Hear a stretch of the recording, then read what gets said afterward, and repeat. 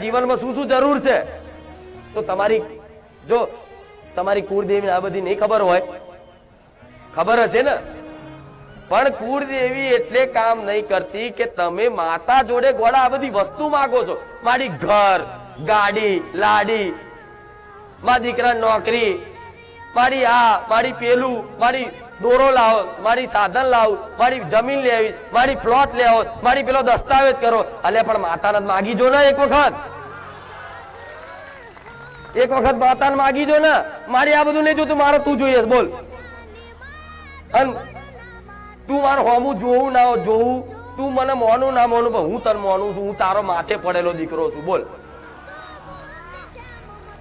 સમજ પડી? દીકરા દીકરા બધાને લાગુ પડે કે હું તારા માથે પડેલો છું, તારા મને રાખવો. માથે પડો, એના માથે પડો.